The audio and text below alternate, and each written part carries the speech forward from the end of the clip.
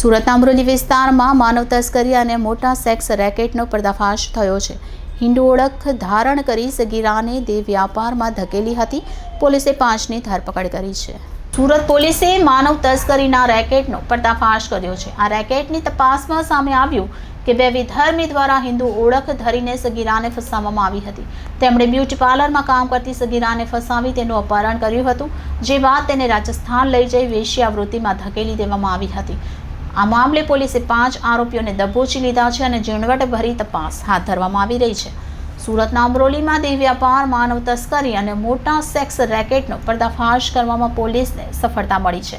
જે અંગે પ્રાપ્ત વિગતો અનુસાર મોનીરા ખાતુન અને મોહિમા મુલ્લાએ હિન્દુ ઓળખ ધારણ કરીને બ્યુટી પાર્લરમાં કામ કરતી સગીરાને ફસાવી હતી।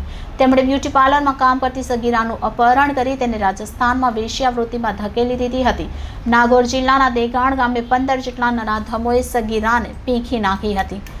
વધુમાં મળતી માહિતી પ્રમાણે કોઈ ફિલ્મી પડદે પણ ન ભજવાય તેવું સગીરાએ પોતાના જીવનમાં અનુભવવું પડ્યું હતું।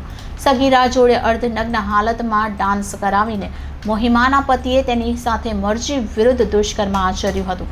સગીરાએ તેની આપવીતી પોલીસને જણાવતા અધિકારીઓ પણ ચોંકી ઉઠ્યા હતા અને આ મામલે ધડાધડ કાર્યવાહી હાથ ધરવામાં આવી છે।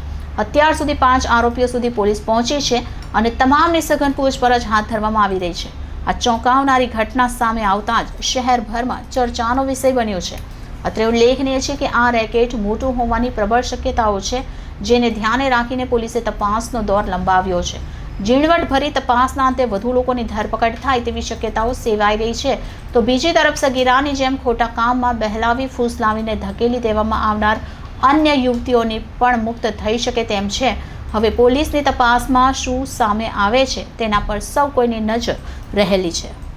એક સગીરા કે જે ધાગા કટિંગનું કામ કરે છે તે ત્યાં એના કામ ઉપર ગયેલી હતી અને એ દરમિયાન એનું અપહરણ થયેલાની હકીકત એના મધરે અહીંયા નોંધાવેલી અને એ ગુનાની તપાસ દરમિયાન પોલીસને એવી હકીકત મળેલી કે આ જે ભોગ બનનાર જે છે એને અનૈતિક દેહ વ્યાપારની જે પ્રવૃત્તિ જે છે એમાં ધકેલવામાં આવનાર છે, જેથી કરીને પોલીસે તાત્કાલિક આ કામે ત્યાં રાજસ્થાન જઈ અને ત્યાંથી આરોપીઓ અટક કર્યા।